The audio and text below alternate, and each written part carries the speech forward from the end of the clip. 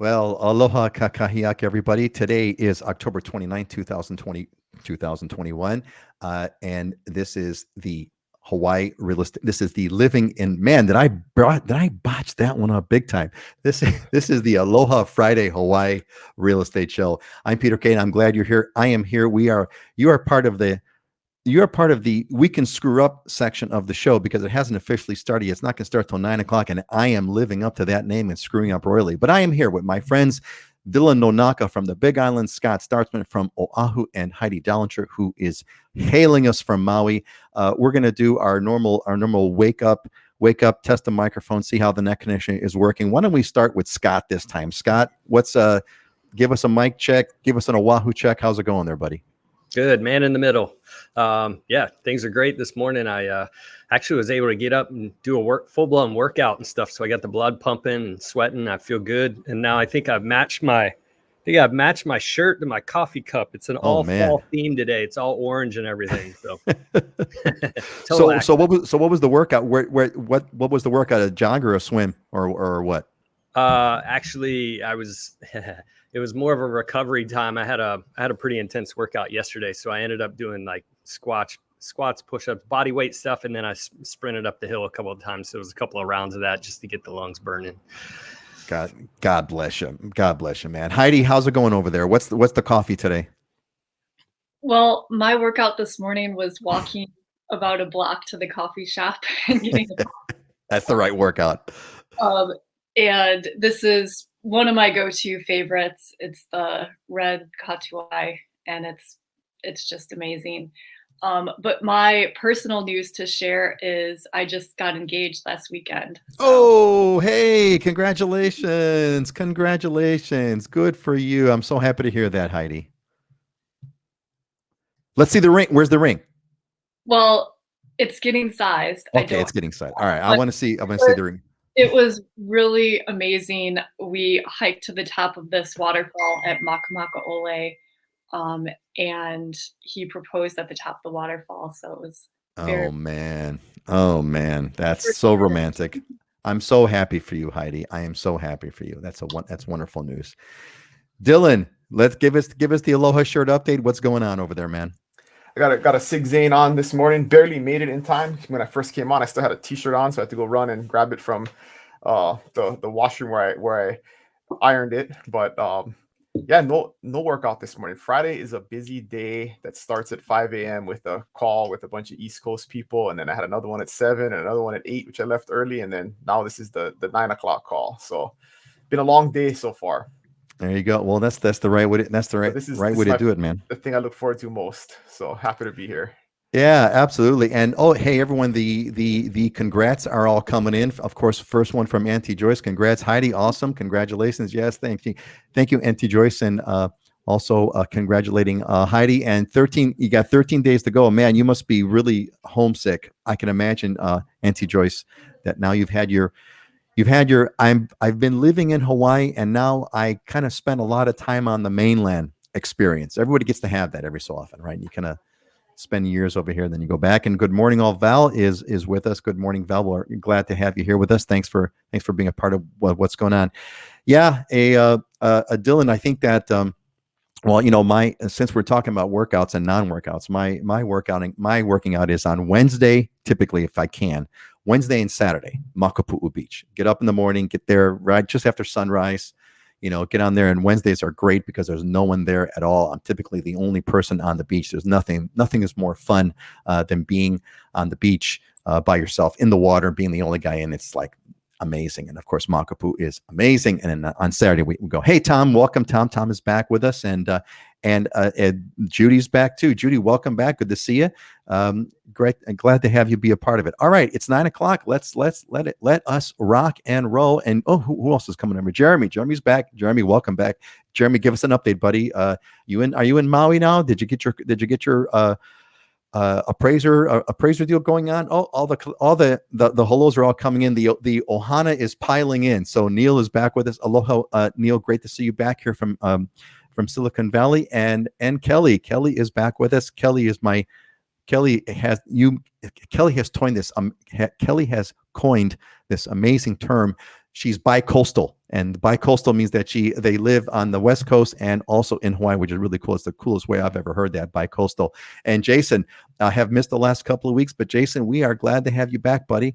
Welcome. We're always going to be here and ask you all to join us. All right, let's get started. It's 9 o'clock. Let's do some quick. I got some quick news updates. Heather's back with us. Welcome back, Heather. Good to see you. Let's get some quick news going on, and let's. Here we go. Let's kind of get this thing going over. Okay, so a couple of things going on. It looks like it looks like things are loosening up on the COVID front. It looks like things are kind of loosening up. Now we've got. For example, the Mayor Blangiardi said that they can hold outdoor and indoor seating events at 100% capacity. That's never happened before, so big time. You'll still need to have masks and proof of COVID-19 vaccination, etc. But at least you'll be able to do it. Can't have food yet, just water only, but it's coming. And looks like the bars are opening up a little bit, 50% capacity and they'll be open until 2 a.m. So that's kind of cool. That's kind of happening. So now we got the next up is no masks. It's possible. There's again this whole loosening up thing is kind of happening. The governor is saying that if the case counts drop below 100, stay and drop below 100, they may lift the mask mandates. So that's kind of cool. And there's some talk that the federal regulations over flights are going to override Hawaii's safe travels application. So there's changes in the air, folks. And you see how those two, you zoom in a little bit, you can see those two graphs here. The upper graph is the number of cases. We're way down back again to where we were kind of pre-Delta spike levels. And the fatalities have also dropped. They're coming to near zero. So all in all, good news. Looks like things are kind of moving along. So Maui tax relief. I want to hear what might be, maybe Heidi might have something to kind of share about this, but I found there was looks like there's going to be an interesting development, which they're talking about having a tax break for Maui landowners if you've lived in the property, let's see, three generations back or more than 81 years. So interesting. This development is kind of favoring residents, favoring long-term residents. That's going to be an interesting development. I wonder where that's going to go. Now, if you've been 3 generations back or 81 years, apparently your taxes are like next to zero, $350 a year. So let's see, I've been here for 40 years. I got 40 years to go, and I too will qualify for that. And finally, lava buyout. So I want to hear what Dylan thinks about this one. There's apparently they're moving into where if you had a home that was destroyed by lava, if you were an owner occupant, you could have earlier gotten they would sort of buy out your home. But now this is apparently going to people that have a secondary residence. If you have a secondary residence on the Big Island and it was wiped out, destroyed by the 2018 Kilauea eruption, apparently you can get they will buy back your property. So that's kind of interesting. That's all I got for this week. It wasn't actually I had to scrounge to pick up these stories. We're all talking about it was a quiet week. But anyway, that's that. Let's kind of go around the table over here. Let's go clockwise to me. So Dylan, then Scott, then Heidi. Dylan, anything else? Have you heard about that? You must know about the lava buyout. But what about that or anything else? I don't. I'm gonna look into that now. That's news to me. So okay, there you go. I will awesome. check into that for sure. Yeah. Yeah. And is there anything else? There's my phone going. Is there anything else going on?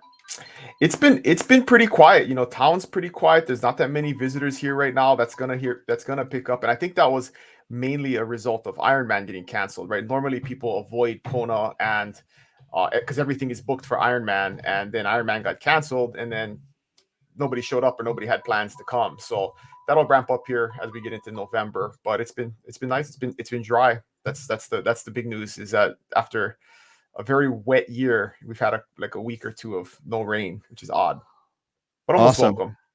Awesome. Scott, what's going on over there?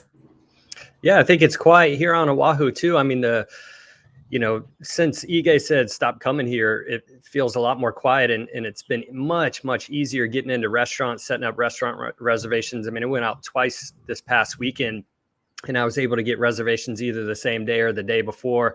We went into the restaurant and there was like 4 other people in one of them. So it's much easier being able to go out. Part of that vaccination card, having to show that is probably a little bit of a challenge for people. But even when I was on the Big Island last 2 weeks ago, the 2 times I had gone over earlier this year, I couldn't get into a single restaurant weeks in advance along that coastline. And when I went over this last time, I was able to get into every restaurant that I wanted. And when we went into some, there was maybe 4 or 5 people in those restaurants. So it's just kind of quiet. And I'm kind of interested to see, once we loosen up, okay, are we going to have this ebb and flow that keeps happening? You know, you have some spikes and whatnot. Oh, okay, let's go get restrictive again. And I'm kind of interested to see how things go, not only just from tourism and then from just the day-to-day ease of going in and out and whatnot, you know, going to restaurants and stuff.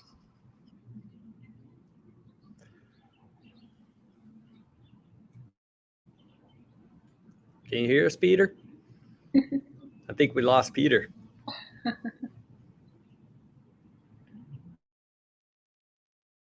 We got to carry on, Heidi. What's going on in Maui? Well, not too much big news on Maui. I mean, just commenting on the tax rates, property taxes in general, the policy's been to keep them low for full-time residents and owner occupants. And now there's an additional tax exemption for people that are doing long-term rentals. So they want to tax the short-term rentals and timeshare the very most. So that's always been the policy, and they're always adjusting it a little bit. But compared to a lot of places on the mainland, if you're going to live full time on Maui, your property taxes are going to be pretty low compared to a lot of places. There is kind of a, oh, hi, Peter. Whew. Keep going. We carried on without you. We don't need you. You're fired. That's it. Yeah. I'm just going to keep talking, but Keep talking, Heidi. Keep talking. So, I mean, I guess one of the there is a controversial bill that's being introduced, and this would impact owners of short-term vacation rental properties, TVRs, or transient vacation rentals. The proposal is for short-term rental properties in apartment zoned areas, which there are a ton of those on Maui, and they've been legally operating as vacation rentals for, I mean, since these properties were built 30, 40 years ago. The proposal is, so this is not passed, I don't know if it will pass, but if you sell a vacation rental property, the new owner can no longer use it for vacation rental. It would have to be full-time owner or long-term rental. So that would be, if this does pass, it would be quite significant. So it's just a proposal at this point, but there always seems to be, the trend is, you know, to try to limit short-term rentals, provide more affordable housing, and then it's just all political and figuring out, you know, what's the best way to do that. So I won't get into it further, but Well, one thing universal, it always ends up being a mess. That's the unfortunate part. It always ends up kind of all kinds of strange, conflicting interests, and God only knows who's going to win. And even when there's a decision made, they don't enforce it. At least that's been the experience here on Oahu. Anyway, sorry about that. We had a very inconvenient power outage. So all of a sudden I'm talking and bam, power goes out. So thankfully we recovered and the power is back again. So I apologize. Who's up? What did I miss? Don't tell me what I missed, but who's up next? We got it all covered, Peter. We went the circle already. I think you're next. All right. Awesome. Okay, great. Well, then in that case, did we do the real? Hold on a second. Did we do the real estate update? Hold on a quick second. Let me get my. We hit the news. Okay, great. That's where we're at. Excellent. Okay, great. So why don't we do that? Let's pop this guy up over here. All right. So are we ready for we did the little news, and now we're going to do a real estate market update. Is that kind of where we're at? If that's where we're at, why don't we do that? Let's go right down the line. Dylan, Scott, and then Heidi, give us the real estate. What's going on? What's with the market that's not crazy, where the market's nuts and it's gone bananas? What else? Give me something else, Dylan. Well, it's kind of status quo from the last couple of shows that we've had. So we talked about the inventory falling all year and then hitting a bottom in July. And then since August, September, and then now October, it bumped back up. So it was below 400 homes on the market for the whole island. It's up about 420. So it went up a little bit, but it's not continuing to climb. The last couple of weeks and month has been pretty stable. So although there was a little increase, we're not seeing any kind of like flood of new listings coming on the market. But we are seeing the lower priced range properties being overpriced, and then now they're not selling. So for example, in the Kona market, there's hardly anything. There's 7 houses under 650,000. All of them are not in the greatest shape, but they've all been on the market plus 3+ weeks. So some of them 60 days, a lot longer. So the frenzy of buying like everything cheap has kind of ended. And I think we've kind of crossed that threshold where the prices have been driven up so far that buyers are now pulling back and not buying. And so we're seeing a little bit of a price correction, I think, definitely on the lower end. A lot of the higher end stuff, the 1.2, 1.3 million stuff is still selling pretty quickly, but the lower end stuff has kind of hit a price ceiling. Okay, so there's a little bit of a good news there. We are kind of finding the upper are we finding the bottom or the upper end? But we're, like you said, we're finding some price resistance. So it, Yeah. you know, at least for that lower range, there is something. There is a, I don't know if they call it a bottom or a top, but there's something there. People are not paying $700,000 for fixer uppers at the moment. So. They're not paying $700,000 for a $300,000 property, right? Correct. Yes. Right. So we had a quick congrats that came in from Tom. This is Tom to Heidi. So Tom says, congratulations, Heidi. Had to rewind to hear the news. Yeah. So everyone who just joined us, if you haven't seen this yet, Heidi, our very own Heidi, got engaged and she received her proposal at the top of a waterfall. So that's pretty damn cool. Pretty damn cool, Heidi. Scott, what's up on what's going on with Oahu's market? You're muted. Yeah, I just got a notification this morning of a major fixer, and this thing was a beaut. It looked like it was about to fall down. In fact, it says don't go on the property due to safety reasons, and it was listed at $775,000. So the fixer over here is alive and well at $775,000. No, it's interesting, man. I keep doing these deep dives, looking for little nuggets here and there, and literally every neighborhood across the board is 18 to 25% price appreciation for single family homes this year to last year. The single family home price for the last 2 months has been the median price has been $1,050,000, and on condos we're at $478,000 for a median condo price. Days on market is literally 11 days for condos and 9 days for single family homes. They're not staying on the market. And to what Dylan was saying about the number of listings, we have 440 active listings right now. And so I went back last night. I said, you know what? I'm curious to see what that 2005 to 2007 portion looked like, how many active homes were on. I went back to all the stats that I have. And the bottom month, the lowest month of active homes at that time was 811, almost double what we have now. So just amazing how little inventory we have on the market right now here on Oahu. And we brought and this is neighborhood, every neighborhood is the same. Kahala's up 35% for median home price. We brought one on the market for $3.5 million. And in that first week, we had 6 offers. I'm seeing it across the board. Condos, 40% of condos are selling above the list price, and 67% of single family homes are selling above the list price. And then if you look at Eva Beach, 80% of homes are selling above the list price. So nothing's changed. I do kind of feel like we've had a little bit of fatigue, and we're coming into the holiday period. I do expect a little bit of a slowdown, both on listings coming on and just kind of buyer activity.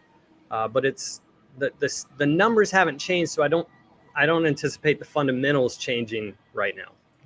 I saw thanks. What? Go ahead. But the one thing to keep an eye on, interest rates have bumped up a little bit. They bumped up about 0.5%. So that's the key factor for me for decelerating this thing and slowing down. Interest rates going up is going to slow this thing down quicker than anything else. Well, interest rates are indirectly a price increase, right? Indirectly, they're a price increase on the market. I saw an interesting graph. I wish I should have thought about it to bring it with me, but I'm sure that you know this. But I saw this very interesting graph that, you know, since COVID, single family homes on Oahu have taken a big leap in prices, a huge leap in prices, whereas condos actually took a dip initially, which I'm sure was reflected because of the Waikiki condos. And now they've kind of returned back and they're sort of on their curve. They've increased well, but it was a huge jump in single family homes. Yeah. And if you look back at that 2005 to 2007, I was actually shocked. The months of inventory remaining for single family homes is at 1.2 right now. in 2005 to 2008, it was actually 2.4. We're lower in inventory in single family homes now, and condos was actually their months of inventory remaining during that 2005 time period was much lower than it is now. So it's almost reversed. Condos were selling more in that 2005 range, whereas now it's single family homes, and that's natural. You know, people wanting to get out of condos, they want to have some yard if you're going to be staying at home. That was that whole COVID component that played into that. I think that COVID component's been huge for a variety of reasons, and not the least of which is if you're going to be working from home, you need that extra bedroom, et cetera, et cetera. So the 3-bedroom home, all that kind of stuff. Congrats have come in from Jason to Heidi. Yep, absolutely. Thanks, Jason. I'm sure that Heidi really appreciated it. Heidi, the newly engaged, got proposed on a waterfall. Top that, right? Give us the update for Maui, Heidi. What's going on with Maui's market? Well, the boots on the ground update is it is still a pretty intense market with a lot of buyer demand. Don't see that slowing down anytime immediately. I'll just share a couple of stats so you can compare them to what Scott reported on Oahu. The year-to-date median sales price on Maui for a single-family home is $999,000, so just under $1 million. And for condos, it's $645,675, which is up 14.3% last year. And that's across all properties on Maui. If you get into certain neighborhoods, some have had a lot more appreciation. Compared to 2020, the inventory on the markets, I was looking, it's actually been pretty stable, but things are just selling so much faster in 2021. There was a statistic out last month that condominiums going under contract have increased 118%. I mean, that's just a huge increase. But I mean, we're also comparing this to last year when the island was shut down for a large part of the year. So that really slowed down the condominium market last year. And I was kind of looking at a graph just of historical pendings and sales over the past 10 years. And the biggest spike it looked like was in the spring, like March, April, May this year. And then it's gone down a little bit, but it's still above anywhere else it's been for the last 10 years. So it's just kind of crazy. In 2018, 2019, I mean, it was just a little slower market. You'd have buyers that were, I wonder what's going to happen in the future. I wonder what's going to happen to the market. And then the worst possible thing happened. The world shut down, COVID, global pandemic, and now everyone's like, go, go, go. So that's just where we are. Yeah, it really is a wild moment in history for sure. I mean, you name it, right? The supply chain now we're all kind of freaking out about, and I know it is a sign of the coming apocalypse when I go into Costco and I can't get Kalamata olives the way I used to. If they're out of Kalamata olives, that means that the end is near. I know that for a fact. I think it says it somewhere in the Bible. If Kalamata olives are not in Costco, it is a sign of one of the coming apocalypse signs. Hey, we got a comment from Mary Jean. Welcome back, Mary Jean. Good to see you again. Aloha from Chile, Illinois. Mary Jean, give us an update. What's the temperature right now in Illinois? I want to know. All right, let's move on, everybody. We got first of all, I want to give you a quick thing. If you've come over, if you've been here, if you came here through the newsletter and you found out about this through the newsletter, then you're already on. But if you are watching the show and you're not getting the weekly newsletter, you definitely need to sign up. Go to livinginhawaii.com. There'll be numerous links there to jump onto the newsletter, get connected. You get notified about this show every other week, and we send videos and all kinds of content. Make sure that you're on the list. All right, let us move on over here to our topic for today. So I got this. This was a good one, and I think I'm looking forward to a good discussion for everybody. So this came in from Ann. And Ann is asking, is it easier for a single retiree to get socially established on Oahu or on Maui? I frequently travel to both. So I think that the topic that I wanted to kind of have with you all, to the discussion between us, is how does whether you're a retiree or whether you're single, or if you're coming with a family, either way, what are some good ways to get socially established? What would you say to people that are considering? Let's take Anne as an example, but let's have a conversation about, what do you think? What's your advice on getting socially connected? Because it's super important. You don't want to come here and be by yourself. And if you're by yourself, it's only a matter of time before you're going to go back. How do you get socially connected? What are some best practices? Let's go clockwise again. Dylan, Scott, and then Heidi. Dylan, what would you say to Anne, who wants to get connected? Even if Anne's asking for Oahu or Maui, but that doesn't matter. Big on it, it's irrelevant. It's Hawaii.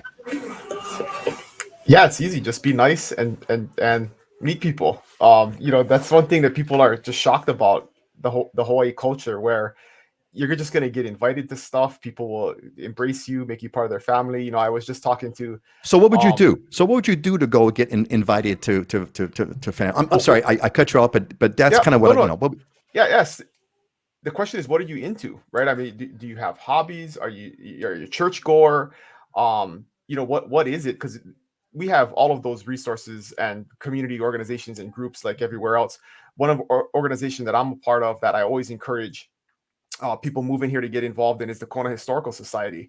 They're an organization. It's really the only museum type organization on the west side of the island, but their mission is to preserve Kona's history, and there's lots of volunteer activities, and the people who you'll meet there are volunteers a lot of times in the same stage of life that have time on their hands, and you can get involved that way. There's many different ways, whether it's knitting or card playing or whatever, it's canoe paddling. There's lots of canoe paddling organizations, and a lot of that maybe wasn't happening over the last year and a half, but that's all coming back now. But I always reference the Hawaiian cultural practice of hanai, right, which is like adoption in English is kind of the term, but it's different, where it's not like a legal formal process. It's more the practice of taking people into your family, and it can be children or younger folks. But I also hanai aunties and uncles into my family, right? So if you like Auntie Joyce, right, she comes here, she doesn't have family here. And if she's got to move a couch into her house, who does she call? She calls me and my brother, right? I mean, if you need young, strong people to help you, like I'm her hanai nephew, and I'll help her. So that type of culture exists everywhere, and you'll be surprised. I don't think it exists anywhere else as strongly as it does here. So you will not have a problem. Yeah, there's a really interesting that's a really good point, and I think the nugget of the takeaway is, well, it's a combination of a bunch of things, right? It's your attitude, first and foremost. You kind of said that in the beginning. You got to be someone people want to invite into their family. You got to be someone people want to invite to their family. We actually talk about this quite a bit in the Islander Ohana courses that we go through. We talk about the whole spiritual transformation that you have to go through, the cultural adjustment that you have to go through. But it's all about kind of joining those groups. And Kelly, who is a member of the Islander Ohana, talks about Facebook groups as well. There's all kinds of Facebook groups out there. That's a place to get started to get that connection. But of course, you want to get to that face-to-face connection. By the way, Mary Jean says 54 degrees. Mary Jean. Congrats to Kelly. She's under contract on her house on the east side. So all right, Kelly, under contract. Congratulations, Kelly. Now is that so, Kelly? Is that going to make you a tri-coastal? Because if you're a bi-coastal and you're buying in Kona, will you be a tri-coastal? That'd be kind of cool. So she's buying it. She's buying on the east side. East side. Yeah. Cool. Awesome. So it's another coast. East side of Hawaii, west side of the United States. There you go. I guess that's bi-coastal, right? I guess that's bi-coastal. It depends what coast you're talking about, right? Excellent. Mary Jean says it's 54 degrees in Chicago. Mary Jean, in Chicago or Illinois, that's still like warm weather. People still walk around in shorts. They're washing their cars, with t-shirts on and everything in the 54. Come back, Mary Jean, in February. That's the one I want to talk to you about in February. Jason says, every time I've been to the islands, I've come back with additional friends. Some I still am connected with today. The Ohana is a great place to start. Jason is a member of the Islander Ohana, and that's kind of a bootstrap place, right? That's what that's one of the things that the Islander Ohana does. We've created an Ohana that people share. Now, Dylan, I was going to ask you, Auntie Joyce here, neighbors are also a great source for socializing. That's the most logical one, and it creates a better and safe neighborhood, and a good place to go. Dylan, I was going to ask you about your Auntie Joyce hanaiing I want to know who Hanai'd who. Did you Hanai Auntie Joyce first, or did Auntie Joyce Hanai you first? Because Auntie Joyce kind of refers to you almost as a nephew. But She probably did it first. she probably did it first. Always call the Nonakas. They've been our saviors. I keep telling them they're now stuck with us. So there you go. I had no choice. There you go. I had no choice. Awesome. Yeah. So Jason, 55 and raining for days. Jason, you're northeast coast, if I'm not mistaken, right? Where are you at, Jason? Give us an update on your general location. And Mary Jean, yeah, stay with us until February at the very least. So Scott, what's your Ann did ask about Oahu. Is there anything kind of favorite group that you know about on Oahu, or how would you what would be some tips to get connected to on Oahu? Yeah, I mean, to go to the quick question about which is easier, Maui or Oahu, I'd say Oahu just in general, because it's a city, you're going to have more options at your fingertips. So the number of options are going to be probably a little more available on Oahu than they would be on the outer islands. But it comes down to what you're passionate about and getting connected into the community, getting involved in the things that you're passionate about. I mean, one of the biggest joys for people, and happiness is giving back to others. So volunteering is always a good one. I know when I moved over here to Oahu, I didn't know anybody. And one of my things was surfing. I met quite a few people from surfing. If you go out surfing, you go to the same surf spot every morning, or you can go to any surf spot, same times, basically, it'll be the same people out there. And I remember when I moved over here, on the Big Island, I could go out super early, right before dawn, and there'd be like 1-2 people in the water. So I thought I'd be cool and do that here on Oahu. And I went out to Waikiki right prior to sunrise, and there's probably like 100 people in the water, because they're all doing that before they go to work. And it's the same people. So it's whatever you're passionate about. It's having that common connection with others and getting involved with something that you have that commonality with. And that's why, I mean, what you're doing with the Island or Ohana to me is really key. I mean, now people, one of the biggest things moving over here is not having that support group immediately, not having some of the answers. And that's essentially what you're given, is that commonality and that support group already for people that have moved over here or are doing it. Yeah, it's really fun. I mean, we have these part of going. We have a cohort that goes through every 2 weeks. We get together with an online video conference, and it's really been great. The exchange, everyone's kind of fun. You're making friends right off the bat, and we have a private Facebook group with all of the Islander Ohana alumni, and it's really awesome. So yeah, it's getting I was thinking about on Oahu, Scott, specifically. One thing that someone had mentioned to me is that they got involved with the Sierra Club, that if you like the outdoor kind of thing, which is unnatural in Hawaii, and there's also a hiking club that kind of, they basically they publish their thing, and they meet. A long time ago, they used to meet at Iolani Palace, 6 o'clock in the morning on Saturday, and then off they go. And that is a great place where you kind of see the outdoors, go on some great hikes, be with a bunch of people. It all works out. Hey gang, if you're tuning in, what ideas do you have? Share. What ideas do you have about getting together? How would you socialize? How do you go ahead and meet people? How would you get connected, even where you live? I'm sure the techniques are all pretty much I'm sure they're very, very similar. Hey, so here we got Kelly Kelly's got a shout out to Kelly. Shout out to Kelly Fuller. I'm assuming that's her agent or the agent on the Big Island. What a great experience. She's the best. Yeah, that's totally awesome. I'm Dylan. I'm sure that you can pass that on to Kelly Fuller, who I'm sure is going to really appreciate that. Excellent. Heidi, what's so Ann's question about Oahu or Maui socially established? What kind of details can you give Ann that what she should do to kind of get socially connected? Well, I think you can get socially connected on either island. I mean, Maui and Oahu are just very different. So it just depends where you want to live. I mean, I haven't spent a lot of time on Oahu, but when I go there, it feels more like a big city. There's definitely more people there. To me, Maui feels like living in a small town, but there are still a lot of things to do and people to connect with. And as was said before, I mean, it depends what you're into. I mean, there's book clubs here. Paddling clubs are huge. I mean, there's people that get together and go to the farmer's market and make juice. I mean, there's all kinds of things to do. There's a Rotary clubs are big on Maui for volunteer opportunities. There's tutoring opportunities at the school. Because we are a smaller island, I mean, if you have any particular skill or passion, I mean, there's going to be an opportunity for you here.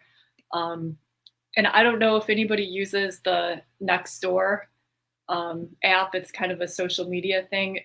People seem to be really active on that too. I mean, somebody mentioned Facebook, but Nextdoor is like more local to just your neighborhood. And a lot of people use that. I mean, I think if you just meet one or two people and go from there, I mean, it's really easy to meet people. Yeah, I think that's the thing. There's a variety of ways. I think you've got to set yourself up, like Dylan said, and be the kind of person that people want to invite. And that's really on you to be that kind of an individual. But getting involved in various groups. Nextdoor I see there a lot of activity. Nextdoor, you kind of have to be moved into an area, but certainly once you moved into an area, getting the Nextdoor thing would definitely be a helpful piece for sure. And here's Kelly Fuller, who's on the show with us. Hey, Kelly, glad that you're here with us. And Kelly's giving a thanks back out to Kelly. How cool is that? Awesome. So, hey, gang, before we move on, listen, we've got a bunch of, we've got a whole collection of questions that I've queued up that we have slides for, but the most important questions are yours. So if you got anything you want to know, pop it in the comments now. We'll try to get to it before the end of the show. Don't forget that. All right, let's move on. Great discussion on the socially established, and then hope this helps you. All right. Let's hit this one. So we want some buying advice for the Big Island. So this one comes from C Fox from Ohio. It says, Dylan, regarding the Big Island, if you were to buy a home now, half to 1 acre in Kailua, Kona, with an ocean view, where would you buy? The Pu'ulani Ranch area is not really my interest and prefer more south, but north of Captain Cook. And then question 2 is, what's your most requested price range that most clients are asking for a house? And where are the majority of your buyers from right now during the pandemic? So a bunch of questions about Kona, but these are kind of generic questions, and we're going to pop these to all the other islands as well. So I think the big thing is like, hey, if you're going to buy a home now, where would you buy it?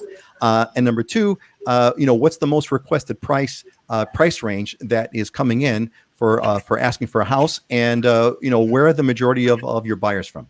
Go ahead, Dylan. So in terms of where, I always recommend, this is my personal preference, but I like to be at elevation just because I think it's the perfect weather. So you can get an ocean view at 300 feet of elevation, and you can get an ocean view at 4,000 feet of elevation, right? But to me, the sweet spot is like 1,000 or 1,500. If you're in that belt, that coffee belt, you have cool weather all year round. You have a little bit of rain, so you don't need irrigation. I mean, it's just, to me, worldwide best weather you can possibly be is at 1,000 feet of elevation in Kailua, in Kona, anywhere in Kona. So that's the first thing, narrowing the search. Kona's not a big place, so it could be anywhere. I mean, from the northern side to Captain Cook, I mean, there's an upper highway that is pretty much at 1,000 feet. So above or below that, there's a lot of different options. So it's really a personal preference, but elevation, I think, is the first most important thing. For 80% of our buyers always come from out of state or somewhere else. So that hasn't changed. That's pretty consistent. And that's definitely the case now. Most requested price range, I think that's kind of a self-fulfilling prophecy because people know what the price range is. I mean, and so it's always between kind of that 700,000 and 1.5 million is like the sweet spot where most of the inventory is. Not too much below 7, and then once you get above 1.5, it's kind of a different market. So that's where most of the inventory is, and where most of our clients come from. Excellent. See, we got a couple of comments over here from Paul. Is 1,000-foot Kona sounds amazing. Coastal belt warm is 80 to 90. Yeah. So and people have this vision, they want to live near the ocean, right? But in Kona, 1,000 feet is near the ocean, right? I mean, like you can be 7 minutes away from the beach because it's a big steep island, right? So you don't have to go 30 minutes into the mountains to get to 1,000 feet of elevation. It happens very quickly. Yeah, that's a very good point. You're kind of almost on cliffs there, basically. So Heather says, so don't sell my rain jacket when I move to Hawaii. Only if you have a very thin rain jacket. It's like if it's like a windbreaker thin, if it's like a windbreaker kind of rain jacket. If it's anything thicker, if you wouldn't wear it in the summer in the rain, don't bring it. That's what I would say. And Paul says, yeah, it's a 10 minute drive. Yeah, exactly. Heather got a thing back when I asked about kind of how you're going to get socially connected. Heather says, my plan is to join a master swim team wherever I end up. Swimmers are usually pretty fun and social. Met so many friends that way. Also, volunteering would be a great way to give back and meet others. Plus, I'm a bit of an extrovert, so I'm not too worried. Yeah, Heather, I think you've got it covered. I had a great call with Heather too the other day, so she's preparing to start looking and making the move. Yeah. Awesome. Yeah, that's it. And and Kelly gave a really good point here. It's more, what climate do you want to live in? That is the coolest piece about Hawaii, right? Is you can pick your climate. Everything. What is it like? Every climate is represented in Hawaii except like tundra, Arctic. The only climate we don't have is Arctic. I think something like that. We got it all. We got desert. We got rainforest. We have cool mountain air. We have oceanfront stuff. It's good. So awesome. All right. Let's see, Scott. What would you say on those questions? Where would you, Scott, buy if you were going to buy a house on Oahu today? What's kind of the price range that you're seeing for houses in that area? Scott knows the Big Island. He can recommend the Big Island too. Actually, well, we got the Big Island. We need Oahu now. Yeah, so I mean, I've been in the place that I want to live for 21 years I've owned here. I mean, I'm at the base of Diamond Head, so I love it here. I would live in Kailua as well. Actually, it's funny. I was looking last night, like, hey, where is the bulk of the sales activity happening on Oahu? And it's happening between 700 and 2.2 million. And that's where a majority of everything is selling, is in that range and going nuts. Even the stuff above it's going crazy. But for me, I love Diamond Head. I mean, I'm right here. You got 300-acre Kapiolani Park. I walk out my door. I got 13 restaurants right here on Montserrat and shops and stuff. I'm a less than a 5-minute Uber ride right into Waikiki if I want to get in the heart of everything. But I feel like I'm in a established neighborhood with, big, tall growth trees. I mean, palm trees, things such as that. So I like the access to the urban core. But I like being a little removed and having some privacy. Kailua would be amazing too, because it's, boutique beach community. You're a little reserved, it's a little more slower pace. It's more beach lifestyle. I like the shops and restaurants over there. They got some good restaurants, and the shops are more your European style. So they're really small, and, family oriented shops rather than the big box stores, but you can get into Honolulu with a 30-minute drive. Awesome. So Heidi, I'm assuming you're living where you'd want to live, but where would you live if you were going to buy a home in Maui? How would you answer those questions? And by the way, Scott, I'm sorry, Heidi, let's back up for a minute. What's the price range in those areas that you talked about, Scott? Yeah, Kailua, I mean, you're probably 900 to 2 million is the bulk, and it definitely gets above that. There was just a sale not too long ago in Lanikai for 24 million. So that's a high price range, but 900 to 6 million is kind of where it runs in Kailua. And then Diamond Head, if you get in Kapahulu, which is across the street, you can get 900 to 2 million. There's not a whole lot that goes above 2 million because the lots are smaller. But if you're in Diamond Head, it's 1.5 to 6-7 million. In fact, if that circle right here, I'm right off Diamond Head Circle. There's a couple that went there for close to 10 million. There you go. So Heidi, Dylan, did you mention a price range about the areas on the Big Island? I can't. I'm a little bit spaced out after my power outage. Did you? In Kona, it's like 700 to 1.5. I mean, there's definitely stuff that sells above 1.5, but that's where the bulk of the inventory is at. 700 to 1.5. Yeah. Heidi, so let's get back to you now. So what, Maui, what's your where would you live? Where would you buy a home in Maui, Heidi? And what's the given price range about those homes? Well, I live in West Maui and I love it.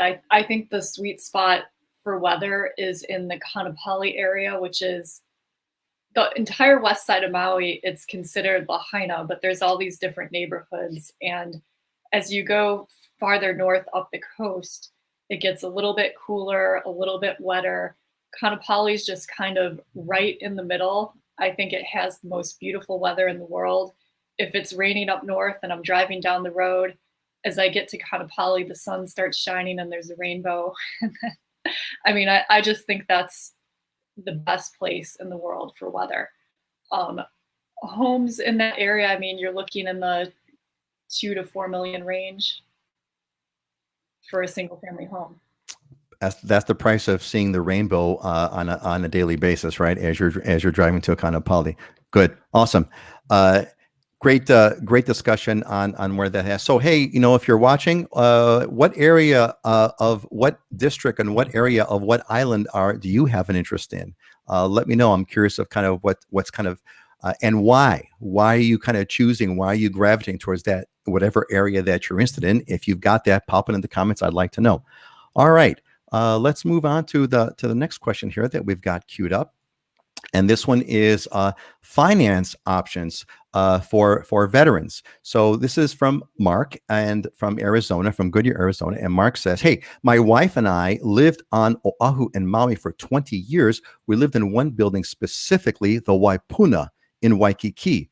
We're looking at moving back and wanted to know what the financing of the property is like in Hawaii now. I'm a veteran and would like to use my Veterans Administration benefits. I don't have to, but prefer it that way. VA sometimes gets a bad rap, but I've used it many times without any issues before. I have a good amount to put down if needed, but at 2.25%, would rather put down 10% and not pay the big funding fee and use the money elsewhere. Is this a viable option in the market? Thanks. Love your show." So Mark has a great question. I think it really goes down to like, what's the best option sort of if you're going to use VA financing? And I really enjoyed this slide, Mark, because I too lived at that same condo, the Waipuna in Waikiki, and I really enjoyed. I spent a good year there and had a phenomenal. I had the most incredible view of the ocean right out my bedroom window. I would look out my. In fact, I had a great view out of my bathroom. Look out the bathroom. I saw a great, amazing ocean view. Never had that before. Scott, why don't you take this one? Let's get this one rolling here. You mentioned that you thought this was a really good question. Why don't you give Mark your advice? Yeah, I love this question, especially for now. So as VA, he mentioned about VA having a reputation for not being as friendly of a loan or as easy to do, having a bad rap. That's completely the opposite now. And it probably changed about 3 years ago. Even before then, it wasn't too bad. That's more of an older school myth. But even for now, it's actually easier to do VA loans than certain conventional loans. In fact, if there's unpermitted issues, VA did not before allow unpermitted issues. They do now. And it's easier for me to get contractor in and get that approved by the VA to be accepted for VA loans. So VA loans are great. They're probably one of the best programs out there. If you qualify for it, you should be using it if you can. Where it's tricky in this market is if you're doing 100% financing and you don't have any cash to show for an appraisal clause, now you've got an issue. But the benefit on the VA loan side, when it comes to single family homes and whatnot, is if you do have money to put down, say the 10%, what I'm doing, for example, is, and we did this in Ocean Point. I've done this on a bunch actually this year. We come in, you can do up to 100% financing. So for example, we did one at 1.2 million, but yet we were bringing in, I think it was 150,000 for the down payment. And we were saying, hey, if the appraisal came in short, we'll use that 150,000 somewhere in there to make up the difference. And we got into first position. So we were able to compete with people that way. So you have that flexibility of a high percentage of borrowing on the purchase price, up to 100%, but then you can use whatever reserves or whatever down payment you had to be able to cover yourself in this market. Where it gets a little interesting, and they mentioned Waipuna, I love that building, great floor plans, great location, right there in Waikiki. Yep. But when it comes to purchasing condos for VA loans, the main thing is the building has to be a VA approved. If it's not VA approved, you can't do it, or you have to get a lender. I work with a really good lender who can get them approved in the process, but it's hard in this market where you're competing. If it's not already on the list, you're going to have a hard time negotiating to get chosen. Oh, hey, we got to add this extra contingency into the contract. So great loan program, great option. And if you have money for that down or that appraisal clause right now, then you can compete with a VA loan. Excellent. Thanks, Scott. Hey, we got a couple of comments that popped in. Jeremy loves the Makawao area on Maui. Yeah, that's anywhere on Maui is awesome. Auntie Joyce, we are at the 1,000 elevation with great views and perfect weather. The coffee belt and Holu Aloha recommended. And let's see. And Joseph says Kailua Kalama track, walking access to beach via Kalama Beach Club membership. There you go. Awesome. Great recommendations, everybody. Terrific. Gene says, had a beautiful Halloween and safe. Scott, you're the best. Yeah, Gene, I agree. Scott is the bomb. Fantastic. Hey, Dylan, you are still serving the military, and thank you for your service. You might be the next. Is there anything that you want to fill in that Scott hasn't covered yet about VA loans and things of that nature?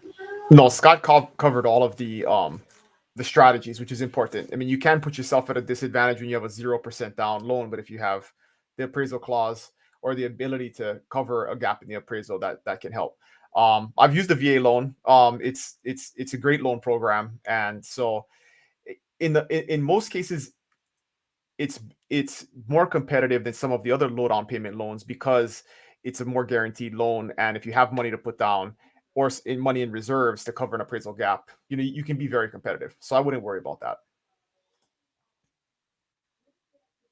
Well, we got Kelly over here who says that you can always refi with the VA. VA doesn't like fixers, a lot of hurdles. So I guess that Kelly is speaking from experience. That is the downside. I mean, it's a condition issue. I mean, you do have to have a livable house that doesn't have any condition issues and isn't majorly unpermitted, right? So if there is a downside, definitely, the VA makes sure that you're not buying junk, right? But if you're buying in a condo and the condo's approved, very smooth, easy process. I've done a ton of them. Awesome. Heidi, is there anything you want to add to this that we've missed regarding financing options, VA loan strategies, best practices? Anything you want to add? I mean, yeah, this has been covered, I think, but the most challenging thing is in this market, if you're doing a low down payment loan like VA, it's almost expected that you're going to waive the appraisal contingency.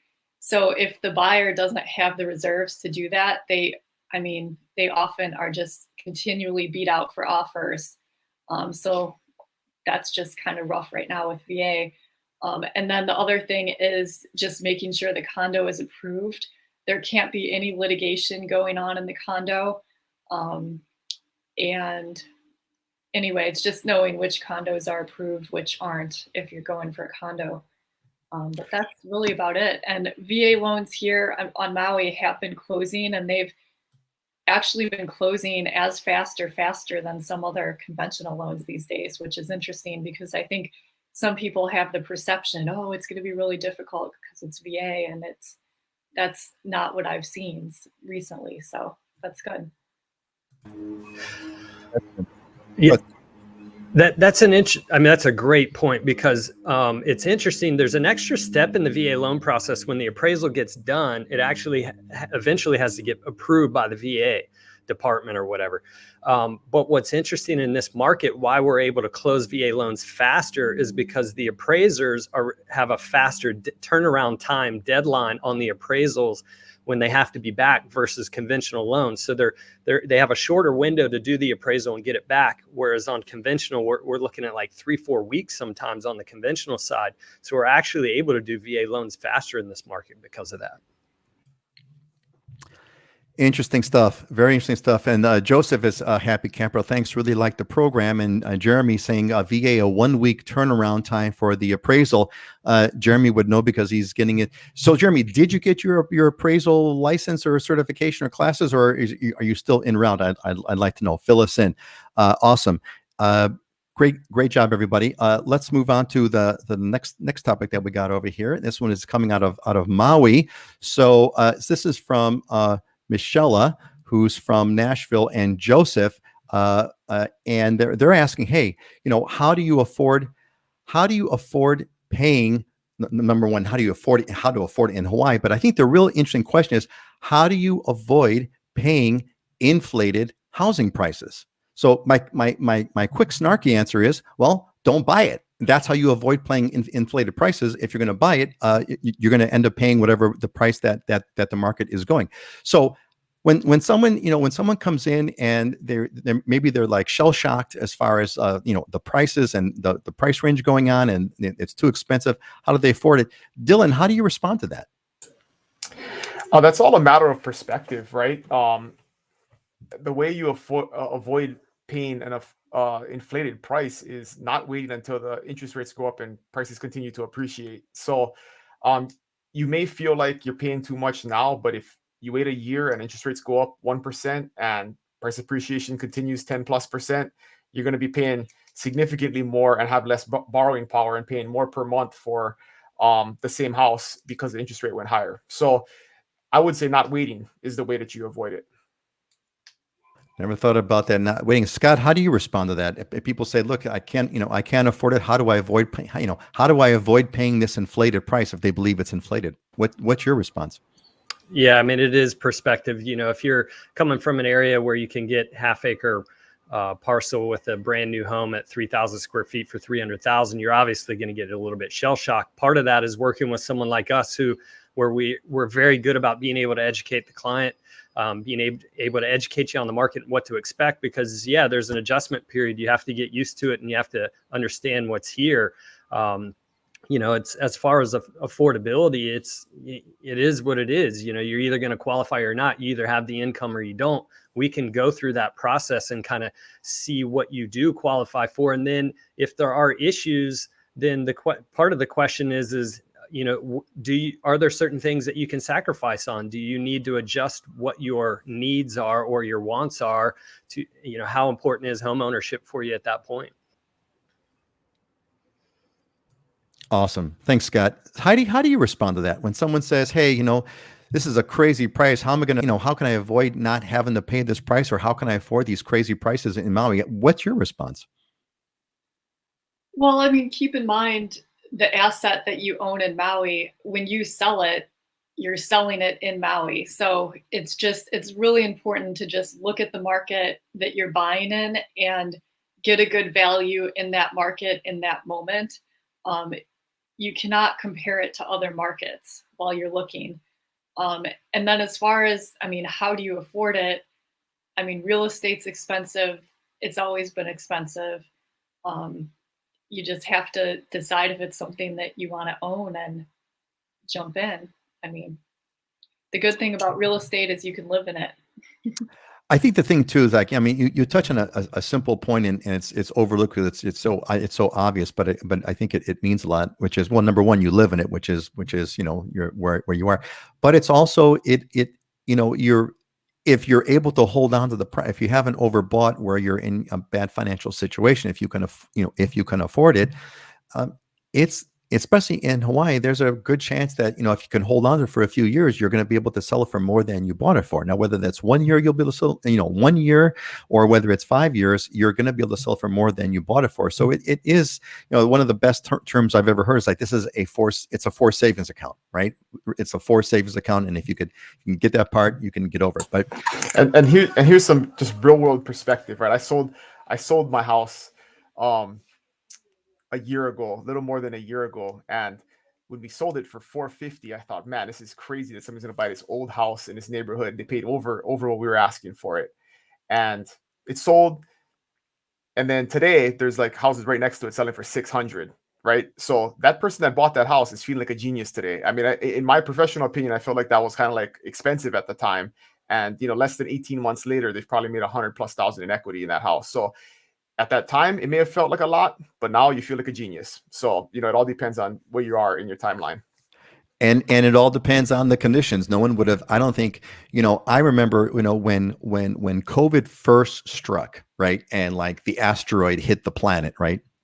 We were like, man, what is going to happen? We kind of didn't know until there was a little bit of a trend line started, but really, there were a lot of people who lost a lot of money betting against what was going to happen. I'm sure there's a lot of people who thought that the market was going to crash, and it did the exact opposite.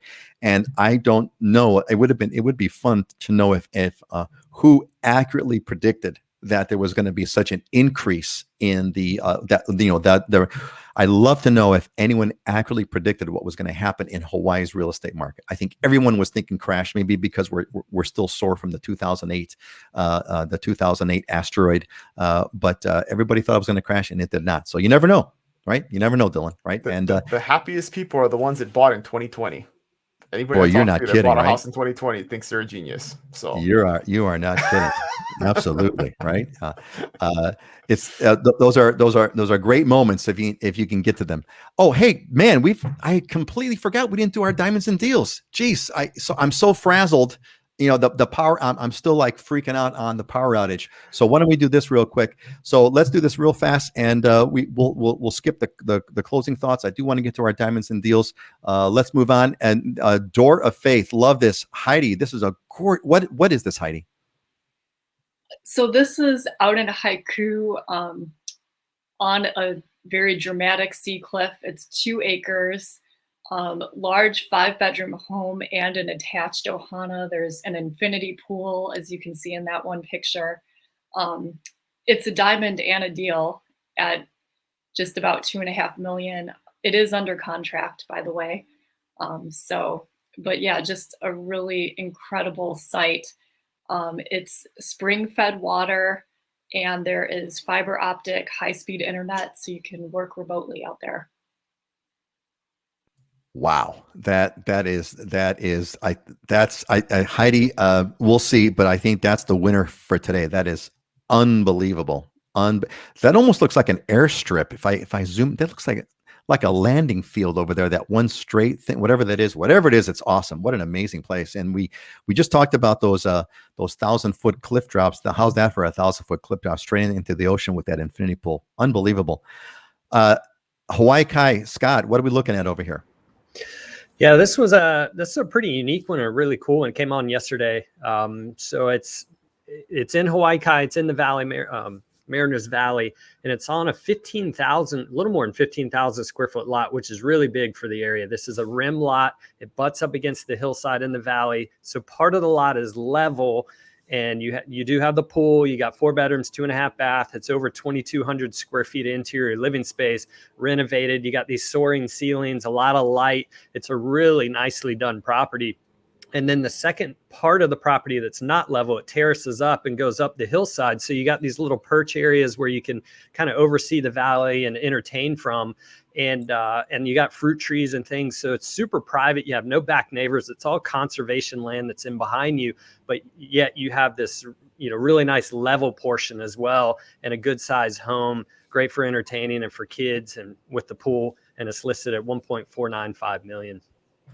I'd say that's a diamond and a deal at 1.4. Now this is Kalama Valley. Is that where this is at? It's Mariners Valley. So if you go Mariners down the Home Road right to the back, so you're really close to where the shopping centers are and everything, and the marina.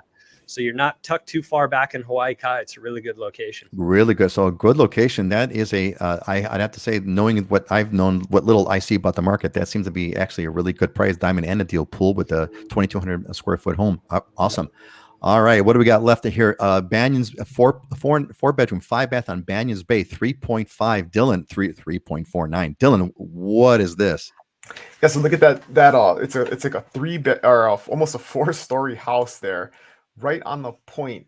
And this is a surfer's paradise. So if you like to surf, there is basically one big bay in Kona that has 2 of the best surf spots. So Banyan's is to the south of this house, and then Lyman's is to the north. And Banyan's is like the best short board kind of barreling, closest thing to pipeline that we kind of have on the Big Island. And then Lyman's is it's got to be kind of big, but it's this beautiful long left that's a great longboard wave, or just a real mellow break, but it's got to be big when it breaks because it's really deep. So just a super cool location. I mean, 4 bedrooms, 5 baths. I mean, lanais at every story, just ridiculous. You look at that picture on the top left, like just windows just right on the ocean, and it's out on a point. So when you look left and right, I mean, it's like over 180 degree ocean views pretty much. So yeah, just a real rare one.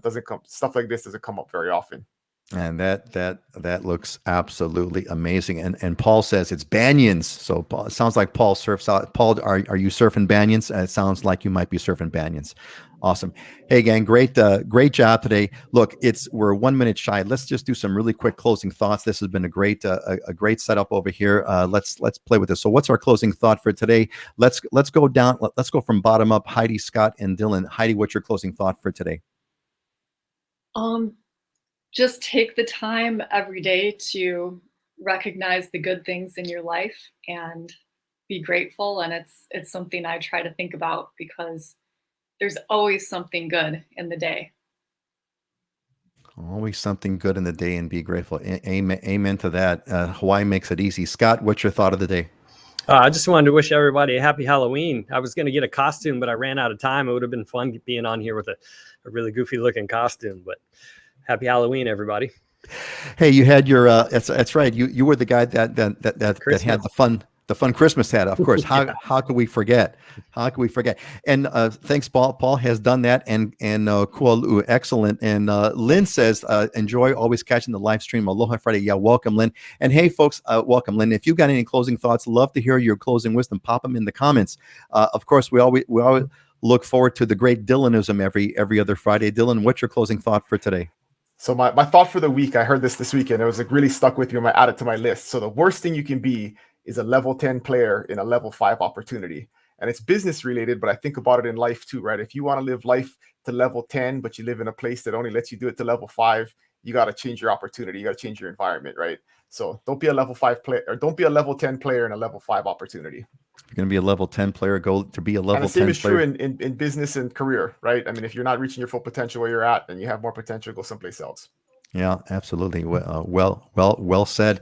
Mahalo, Tom. We're glad that you're a part of our show and glad that you stuck it all the way through. I came across my another favorite proverb. I don't come across these often, but when I do want to share them.